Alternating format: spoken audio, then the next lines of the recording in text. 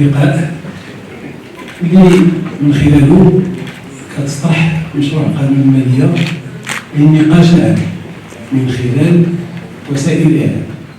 Notre regard par rapport à ce projet, c'est que c'est un projet duquel on attendait beaucoup, surtout qu'il est venu après 3 discours de Sa Majesté, appelant le gouvernement à innover en matière de gouvernance, à innover en matière de type de projet, en matière de projet de développement. Et il s'est avéré que ce projet est venu avec quelque chose qui est presque, j'allais dire, qui ne répond pas du moins à ces préoccupations de Sa Majesté et qui ne soustrait pas le doute qui est en ce moment installé aussi bien dans l'esprit des opérateurs économiques que dans l'esprit des citoyens. Il y a un ensemble de points d'interrogation auxquels on aurait aimé que le projet de loi de finances réponde, en donnant plus de visibilité, en donnant plus de stabilité fiscale, en donnant plus des projets visibles sur l'avenir. On a constaté qu'il y a eu beaucoup d'hésitation dans ce projet de loi de finances.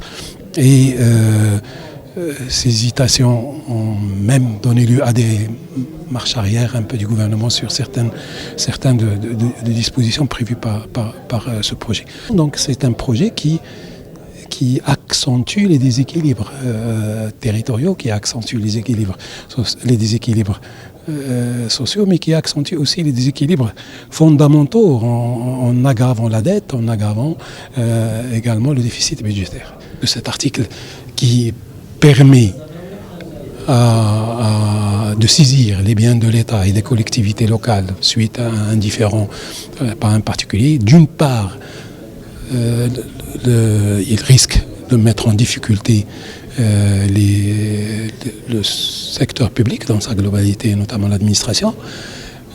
Et d'autre part, le fait de ne pas l'adopter, en tout cas peut-être pas dans sa version actuelle, lèse les entreprises, lèse les ayants droit. Donc il est important d'apporter une alternative à cette situation parce que nous sommes dans un état de droit. Ce qu'on peut constater, c'est qu'il n'y a pas de mesures fortes en faveur de la classe moyenne et des classes populaires. Pas de mesures sur l'IR, pas de mesures sur des exonérations, par exemple des frais de scolarité, tels que l'avait proposé le parti de l'Istiqlal, sur la revue des tranches d'imposition pour favoriser la classe moyenne. Je pense que en matière de loi de finances et en matière de réglementation fiscale, là aussi, il faut un peu de continuité et de prévisibilité.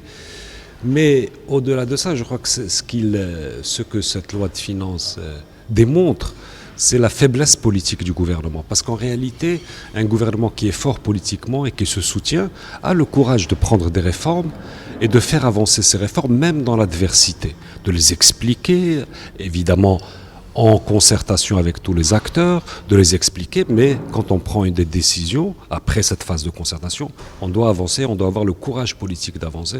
Et ce qu'on voit, c'est que ce gouvernement n'a pas le courage politique, et ça, c'est ça peut-être l'élément important sur lequel on devrait se pencher, même après le remaniement gouvernemental, le dernier remaniement gouvernemental, on a bien vu qu'il n'y a pas grand-chose qui a changé en réalité et que ça reste un gouvernement avec 2 pôles pratiquement antagonistes qui se marquent entre eux et où il n'y a pas une vraie collaboration entre les 2 pôles du gouvernement. Je n'ai pas participé directement à la préparation de cette réunion, donc je suis venu d'une façon très modeste écouter mes camarades et réellement je suis sorti, disons, convaincu par ce qu'ils nous ont dit. Je pense qu'effectivement c'est un budget de colmatage, il y a des urgences et aujourd'hui le poids des urgences s'impose par rapport à la stratégie. Vous savez, dans une entreprise industrielle, quand on touche au matériel, on a le choix. Soit on répare les pannes, soit on fait de la maintenance préventive et on répare sans toucher à la production. Aujourd'hui, j'ai l'impression qu'on est dans disons que la politique économique, elle est plus dans la réparation, dans le colmatage, dans les situations d'urgence que dans la sérénité de l'application d'une stratégie de long terme. Et c'est dommage parce que les assises de la fiscalité ont été réussies. Elles ont tracé les lignes d'une politique fiscale simple, stable, solidaire, éthique et de croissance efficace. Et malheureusement, je pense que le poids des urgences fait qu'on est obligé encore une fois de reporter les actions stratégiques de soutien à l'investisseur, de soutien à la classe moyenne, de soutien aux territoires marginalisés. On est obligé de les reporter à une période plus disons, meilleure en termes budgétaires. Hein. Et comme je le disais, c'est dommage. Et c'est ce que cette réunion d'aujourd'hui m'a permis de clarifier d'une manière modeste dans ma propre conception.